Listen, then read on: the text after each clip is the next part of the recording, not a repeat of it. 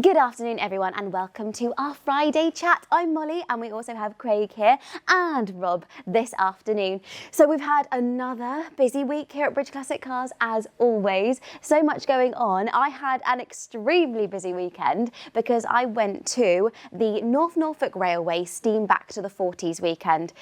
It's a very full-on weekend. I did 5 gigs over the weekend. It was so much fun, but there was so much going on. It was really busy indeed. How long is a gig?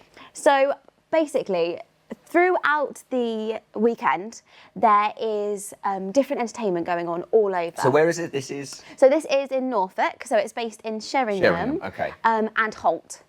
Right, so okay. what happens, it was started off as just the railway line. So it's the railway line's 1940s weekend. So basically everything happened on the railway. So you have stuff at Sheringham Station and then the really old-fashioned steam trains take you all the way to Holt and stopping at Weybourne on the way. So there's entertainment at Sheringham, there's entertainment at Weybourne, and then there's a big field where the main stage is at Holt. So does everyone go at one time from one to the other? No, so basically there's trains running all day long. Wow, right, okay. So every half an hour there's a train. So you can get on it as many times as you want. You pay for either a day ticket or a weekend ticket. And you get on the train as many times as you want throughout the weekend to go to any of the places you fancy. And there's stuff going on everywhere. But what's happened now is the town of Sheringham have kind of jumped on the 1940s weekend bandwagon and the whole town is transformed back in time.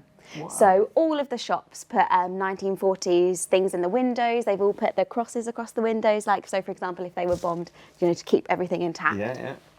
So it's really, really fun. Holt used to dress up all of the town as well, but I don't think they do as much anymore. Okay. Since past COVID, they kind of stopped doing that. But this year it was massive because I believe Sheringham Town Council actually put on their own stuff as well. So the town was really, really full, but the train line still had kind of the most stuff going on. Sounds amazing. So you were gigging at both?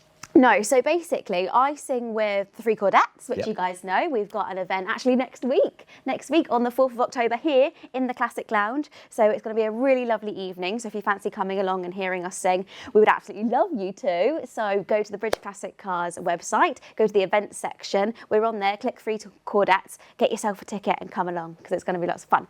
Anyway, that plug done.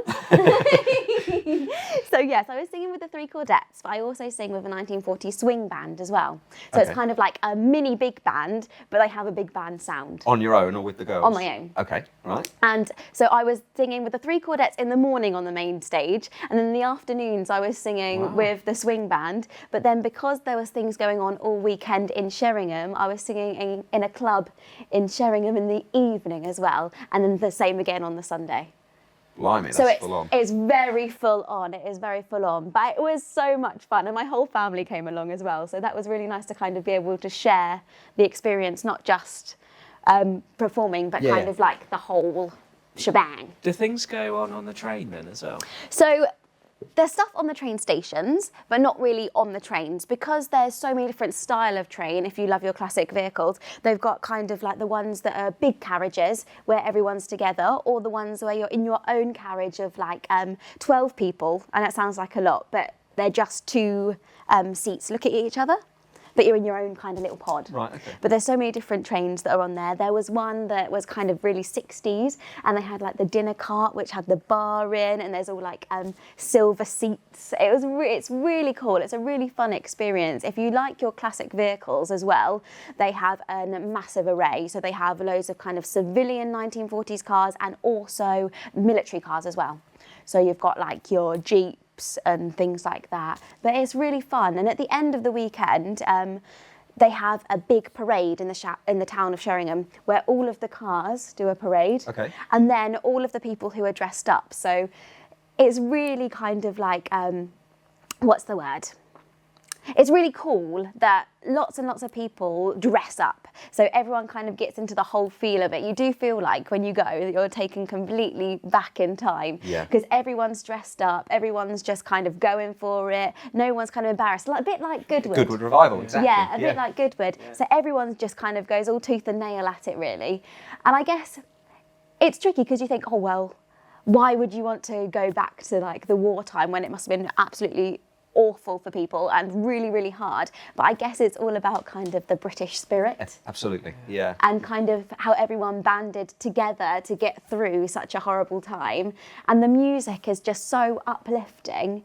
And even though it's classic music and people might think, well, actually, that's not my kind of thing, it's the kind of music that it doesn't matter how old you are, Yeah. it doesn't matter where you are, it's just simple and you can enjoy That it. kind of music is almost a little bit in the background, Yeah. isn't it? When, in those days, it wasn't like you're all focused, or maybe you are now, I don't know, but you're not all focused on watching the people sing. It's just happening. It's everything. And as well, because it's all about the dancing, so they didn't have telly like we do now, so that music got people together, got people dancing, got people like enjoying themselves at a time when there wasn't much to enjoy. Yeah, yeah. And especially like I sing a lot at the Red Feather Club in Horham. It's a bomber group, the 95th bomber group, and they have dancers on there. And when I perform there, it's amazing because you like feel like you're back in time, because all of the men who would have come from America to that bomber group would have had their dances there and would have like found girls from around the area and brought them for a dance. Yeah. And it would have just made them feel happier in a really awful I think that's what's time. magical sort of now, is listening back to those sort of stories, Yeah. you know, when it used to be dances and when all these sort of things, and hearing your grandparents talk about what they did back in the day. Yeah, it's a much more romantic and kind of magical time than it is now. Like, I'm sure, because me and Rob are similar ages, like very different study. from. Oh, and you, Yeah. not too far off. It's very different from. Like Grandad over there. No. It's very different from us, like going out clubbing. Yeah, absolutely. Yeah. You made a video, didn't you? Yes, I did. A video over the weekend, so there's lots of lovely classic cars and a little bit of me singing, not too much, so it won't bore you. So I hope you like it.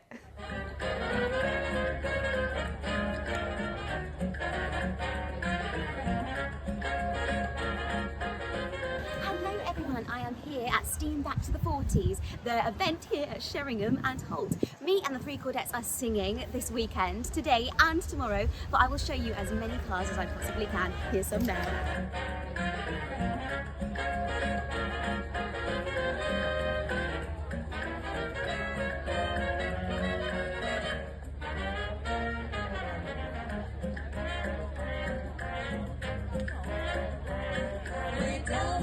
Brazilians, coffee beans grow by the millions, so they've got those extra cups to fill. They've got an awful lot of coffee.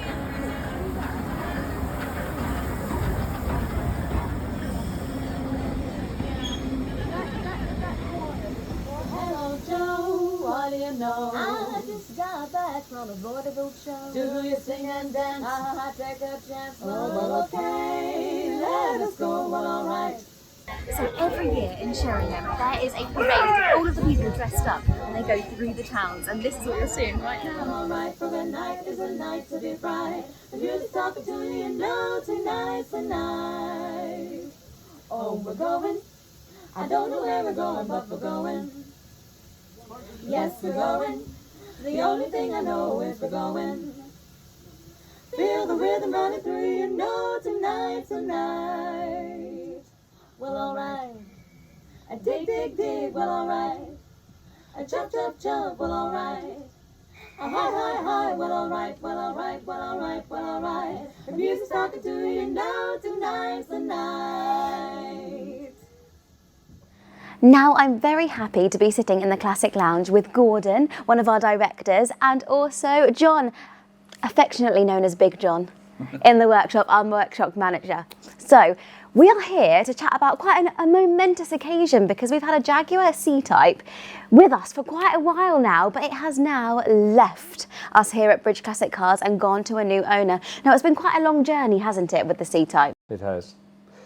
Yeah, so I'm fairly well known for buying cars that I say that I'm going to keep, and I have them a week and then they go.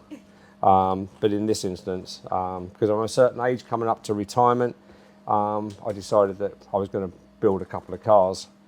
I had the chance to buy a Suffolk Sports body, C-Type body, Southwark Sports, unfortunately, are no longer here. They were very close to us, just across the road.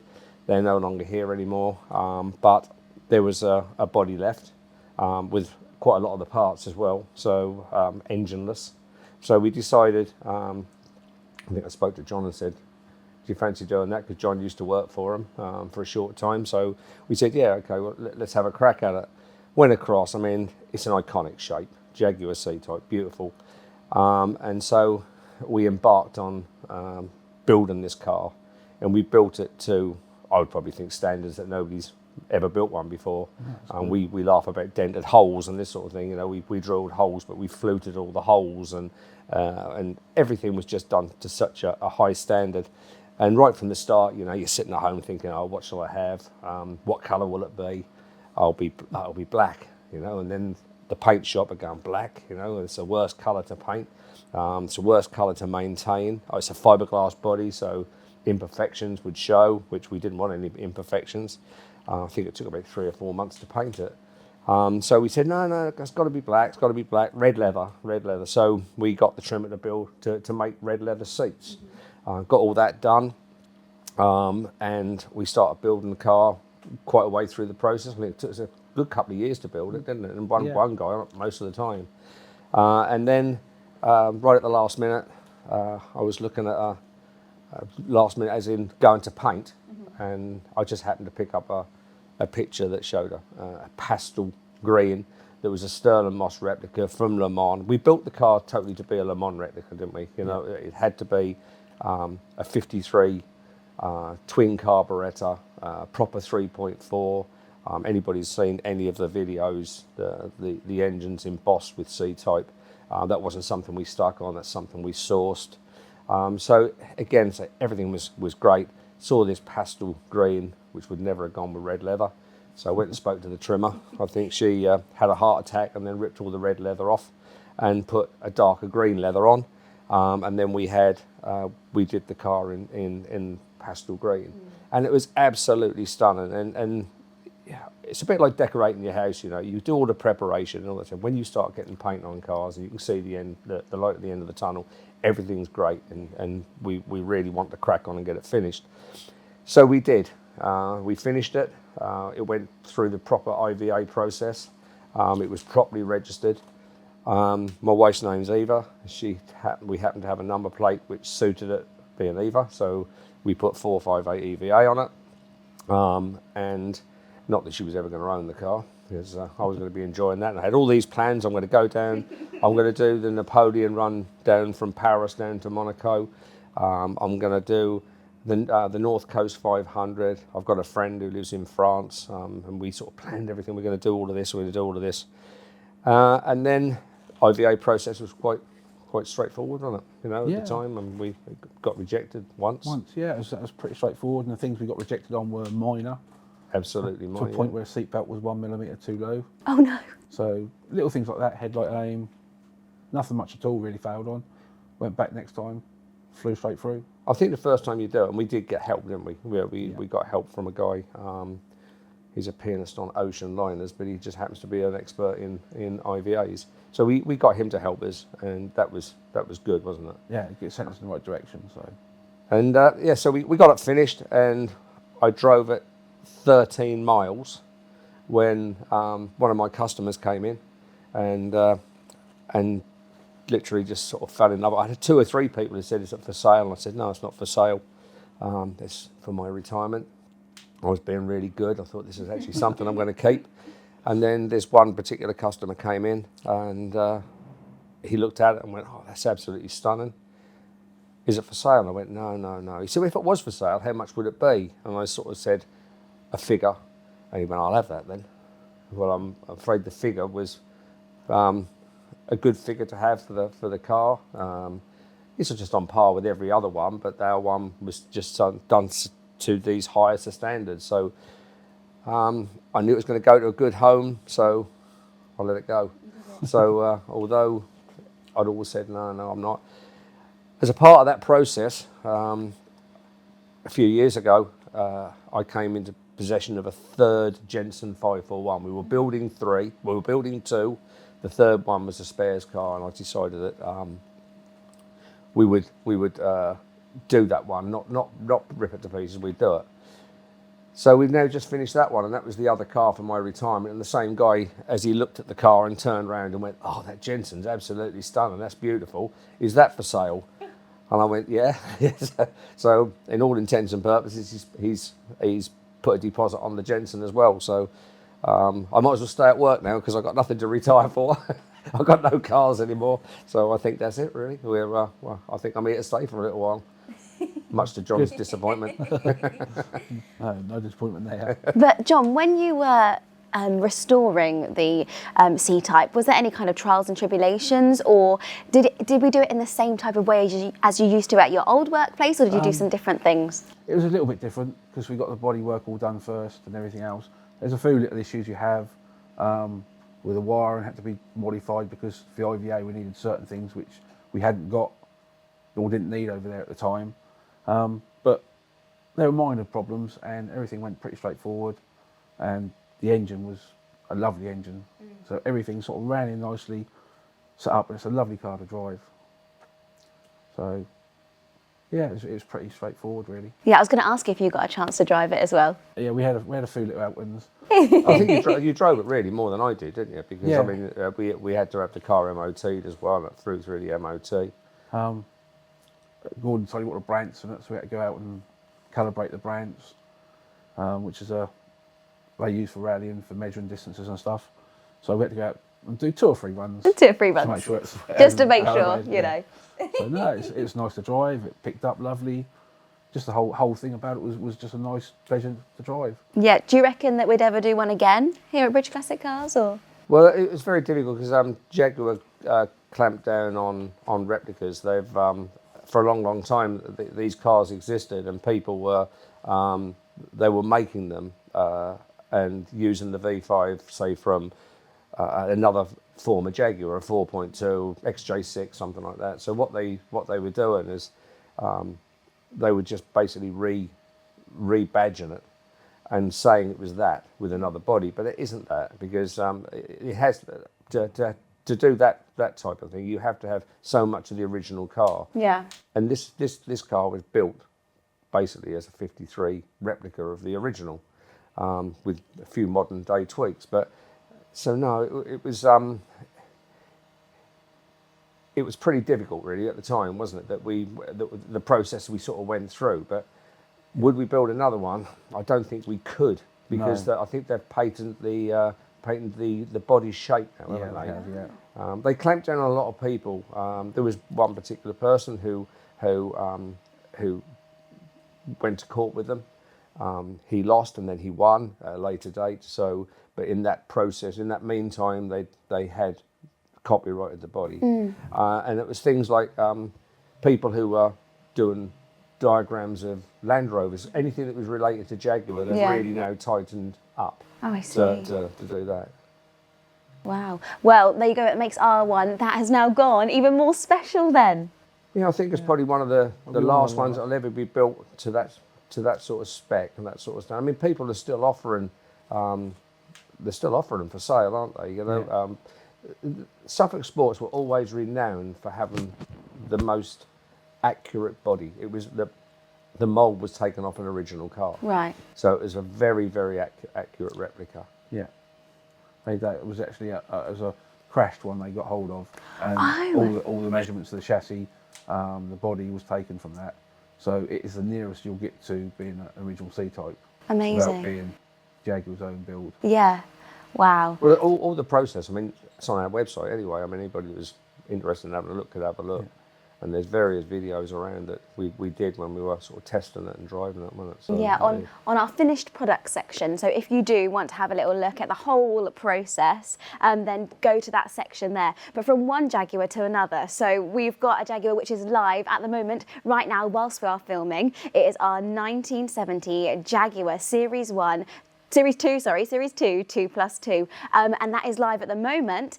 But earlier this week, Carl Riley actually won our other competition car, our Porsche 914/14. So go and check that out now. Okay, this is for our 1973 Porsche 914. I'm going to count down from 3, everyone. Good luck. number 8,727. 8,727. Let's have a look again. Carl Riley.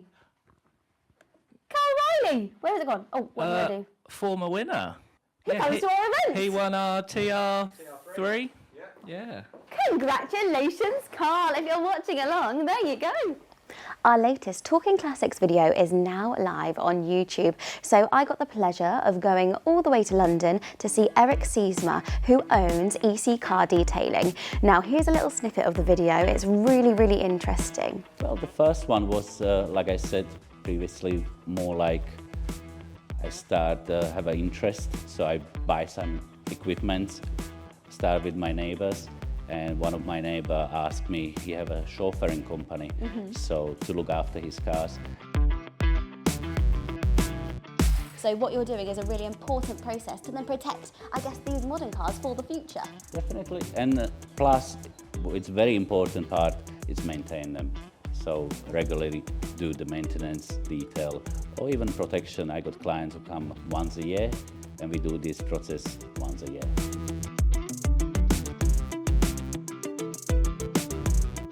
If you want to see more of my time with Eric, then please do go to the British Classic Cars YouTube channel to watch the full video. Now, other news.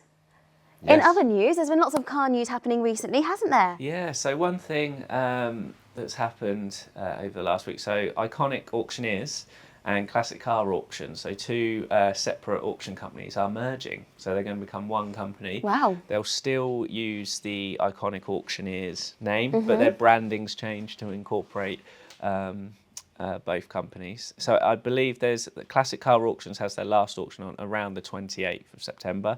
And then from October onwards, it'll be one company moving forward. So am I right in thinking, and someone will correct us, so Iconic used to be Silverstone Auctions. Correct. For many years they were known as Silverstone Auctions.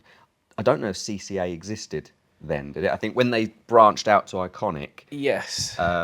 that's when CCA was created. So Yes. they've always been owned by... Yeah, well, my understanding is in 2015, I think CCA was started Oh, right, okay. by the team at Iconic, which was then Silverstone. It was Silverstone then. I mean, it's only Right. been Iconic for, I don't know, time flies. But... Yeah, a year or two, isn't it? Yeah, It's I would not say long. so. Yeah, so I guess, they were still Silverstone when... So CCA and Silverstone run together? Yes. Okay. Yeah. But now they're merging Yeah. too. So it seems to me there's been a lot of change for them over that. They went from Silverstone to Iconic. Yeah. With CCA, and now CCA's joining, and I think it'll be really nice though because so the CCA auction on the 28th of September, they've got some really cool cars there, and they've got very different cars to what Iconic would normally have. Yeah. So now they're coming together. It's going to be, I'm pretty sure they've got one of Rowan Atkinson's old cars Right, in the okay. CCA auction. So yeah, Iconic and CCA together, I think the sheer quantity and variety of cars and things that will be available, it will definitely be a good Well, I think thing. Iconic has established itself. Obviously, it's been around for a long time as Silverstone, but it seems to be a very successful auction. Yeah. Or, you don't know, but when you look at the news and what things are reaching and breaking records, Iconic always seems to be up there as one of the Yeah. ones that do that. Well, I vaguely remember. So I remember writing an article when Silverstone changed to Iconic. Yeah. And I've got a picture in my mind of a really cool ad they did. And I might be completely wrong on this, but I feel like there was a drone and a car was driving or something. It looked really, really Right. cool. And I think it just presented them in a really kind of successful, good Yeah. way. I might be completely wrong on that, but I'm pretty sure that was the Auctions are ad. changing. They seem to be changing quite a lot. So we go to a lot of the auctions. We're good friends with a lot of the auctions, so we know the guys at Iconic quite well. But a couple of weeks ago now, H&H announced. So H&H do the ones that we go to is the Pavilion up in Derbyshire and Duxford, which is quite close to us. They announced a couple of weeks ago that they're moving from their office in Warrington into a new place that whether they haven't got that new place yet or they've got it and they're not announcing it, but it Yes. seems to be more of a hub. So that's where the auction is then going to take place. So I don't know whether Duxford will then finish and the Pavilion will finish, but it seems to be like there is a headquarters that will be where the auction is held. And it definitely sounds like, from the details that have been released, it's almost like a the classic lounge type feel to it, where you don't just go there for auctions. Whilst you're there, you get this full kind of car community around you as well. So it does sound really. There really is a very good. similar one. So Manor Park we go to, which is relatively new compared to all of the others, but it's a really, really good day out or weekend out. So we go there. We only got back from there last week. It was last weekend, I think. They seem to be doing them every couple of months, but that's exactly that. That Manor Park is a big unit that holds probably 60, 70, if not more cars. But they have an area upstairs, which is a kitchenette that you can go to and you can have drinks and stuff like that. There is areas all around. So it's definitely a hub, and it's nice. Yeah. I think Does anything else happen there, or it's just their No, auctions? I think it's just their auctions. I'm not sure if they sell cars when they're not doing an auction. I'm not sure if it's a storage facility. I don't think it would be a storage facility because I think, which works perfectly for us when we're selling cars. Yes. When you go to places that tend to be race courses or headquarters, or not headquarters, but premises that have been sort of rented in for the auction, you can only go there the day or a couple of days beforehand with your cars for them to set them up. And then you have to, if you buy a car or if your car hasn't sold in auction, you literally have a day afterwards to go and pick it up, or it gets taken off somewhere. Whereas like Manor Park, you still have a couple of days to go and pick your car up. But if for whatever reason you couldn't, it's a phone call to them and the car can stay in their premises. So I don't think it would become storage. I think it's just getting ready for... Just kind of that Passover time. It's perfect. I think it works perfectly. So I think H&H have the plan that they've got is a really good idea. Hopefully, because you can then set up the auction for 3 months' time. Well, I've got some questions about auctions because I know me and you have never been No. to a car auction, and you've been to quite a few now. Go to a lot. Well, the first one I'm going to, I think we're going to H&H. Hopefully soon. Next We're week filming soon. this at Yes, H&H Yeah. in we a are. couple of weeks' time. And then I think the next one I'm going to is Sotheby's, and Okay. there are lots available Oh, there. yes. I mean, we're not going to be bidding on anything there, never I know. imagine. You never know. You never know. I imagine. So Nick raised this question yesterday, and I don't know if you know the answer. So let's say I'm at Sotheby's, and a car is up for, the bidding's going on, and it gets up to 4 million. Yeah. I put my hand up. As you do. As I do, Craig will buy that. So 4 million. But then at the end, I'm like, I don't have 4 million pounds. Like, how does that work? How do they stop people from doing that? Well, okay, so hopefully someone from an auction house will tell us whether I'm wrong in this, because I'm only assuming. I've never, put my hand up for 4 million. I've never put my hand up for something that I couldn't afford to buy. Not that cheap. But it is funny, when you go to places, you'll often see someone scratch their head or wave to their mate across the room. I think, what if you sneeze or something? But in theory, so you go in, you register, they take a deposit. Whether they take that deposit or not, they take your card to take a £500 deposit. And then I believe, I don't know how it would stand up in court, but I believe you are then contracted. If you've got your registration details, you've got the number that you use, that you have to hold on to, which becomes your number. In theory, once the hammer's down, if you're the highest bidder, you win.